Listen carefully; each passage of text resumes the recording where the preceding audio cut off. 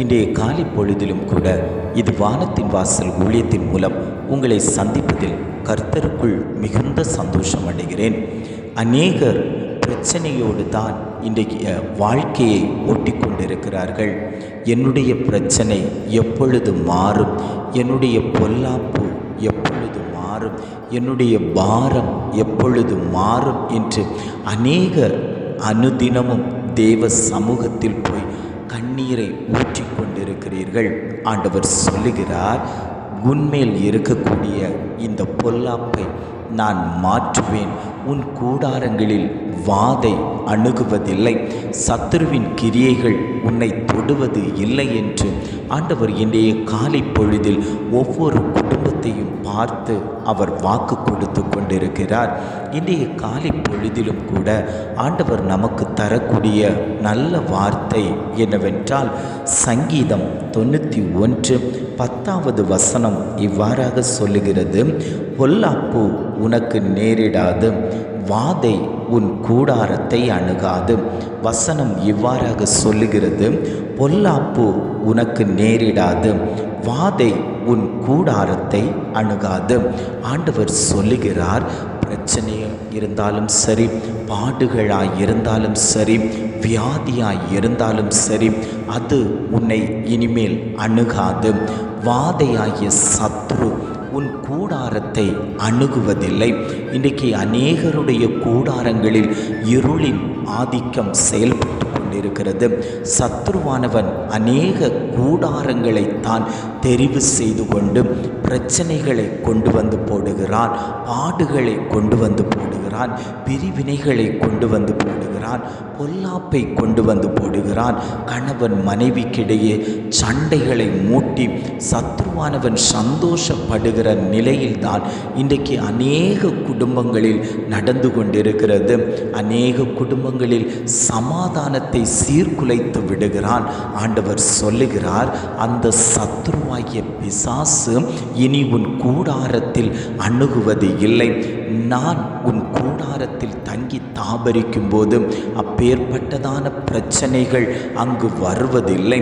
இருளின் மந்தாரங்கள் எடுத்து மாற்றப்படும், இருளின் ஆதிக்கங்கள் அங்கு செயல்படுவதில்லை. கர்த்தராகிய நான் உன் கூடாரத்தை ஆசீர்வதிப்பேன்.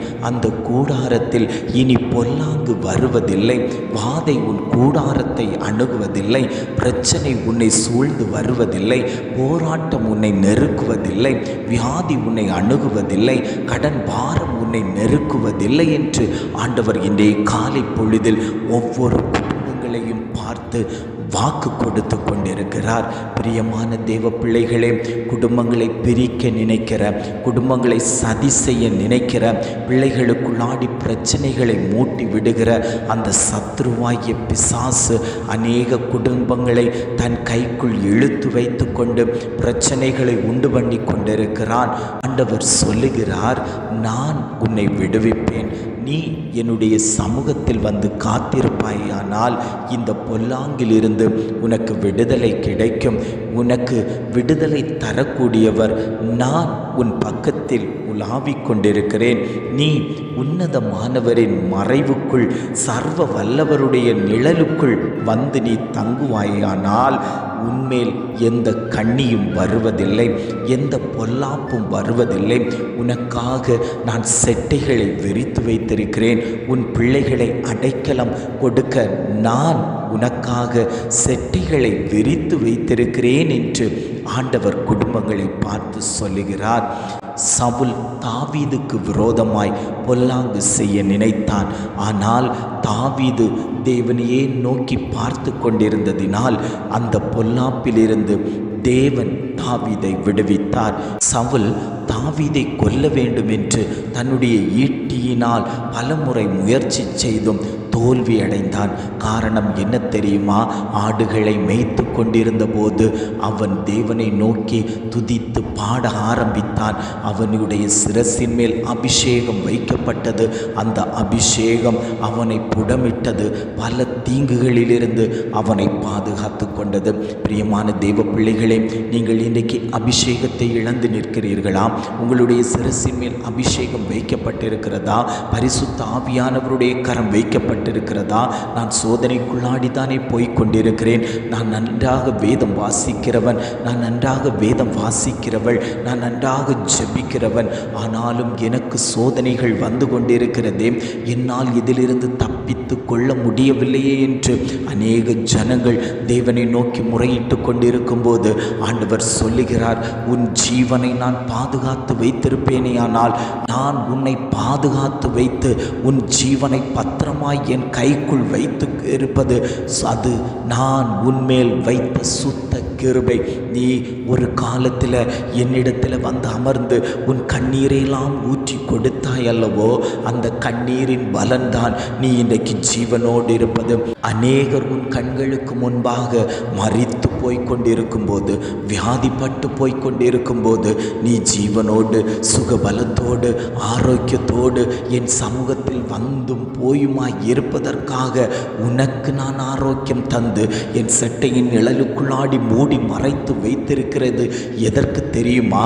என்னுடைய சித்தமும் திட்டமும் உன்மேல் நிறைவேற நான் உன்னை புடமிட்டு வைத்திருக்கிறேன். ஆண்டவராகிய கர்த்தர் சொல்லுகிறார், வாதை உன் கூடாரத்தை அணுகுவதில்லை, பொல்லாப்பு உனக்கு நேரிடுவதில்லை. உனக்கு நான் சுகபல ஆரோக்கியத்தை தந்து நான் உன்னை வாழ வைப்பேன் என்று ஆண்டவர் இன்றைய காலை பொழுதில் வாக்கு கொடுத்து கொண்டிருக்கிறார்.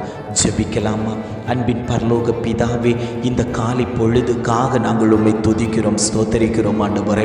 இந்த காலை பொழுதிலும் கூட ஆண்டவர் எங்களுக்கு தந்த நல்ல வார்த்தைக்காக நாங்கள் உமக்கு நன்றி செலுத்துகிறோம் ஆண்டவரே.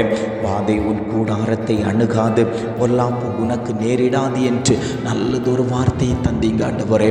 எங்கள் குடும்பங்களில் இருக்கக்கூடிய சிறையிருப்பு என்கிற வாதை, கடன் என்கிற வாதை, போராட்டம் என்கிற வாதைகள் எங்கள் குடும்பங்களை விட்டு வெளியேறும்படியாய் நாங்கள் ஜெபிக்கிறோம் ஆண்டவரே. ஊழியத்துக்கு விரோதமாய் பொல்லாப்பு செய்து கொண்டிருக்கிறவர்கள், எங்கள் குடும்பங்களுக்கு விரோதமாய் பொல்லாப்பு செய்து கொண்டிருக்கிறவர்கள், எங்கள் பிள்ளைகளுக்கு விரோதமாய் பொல்லாப்பு செய்து கொண்டிருக்கிறவர்களை தேவன் அதம் பண்ணி அழிக்கும்படியாய் நாங்கள் ஜெபிக்கிறோம் ஆண்டவரே.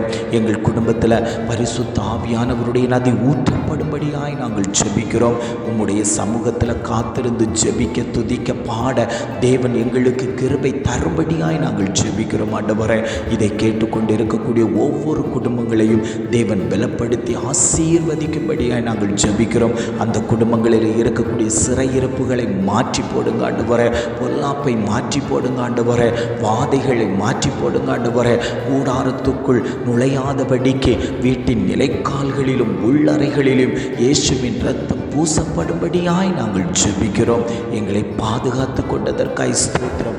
உன்னதமானவருடைய மறைவுக்குள் எங்களை மறைத்து கொண்டதற்காய் நாங்கள் உமக்கு நன்றி செலுத்துகிறோம் ஆண்டவரே.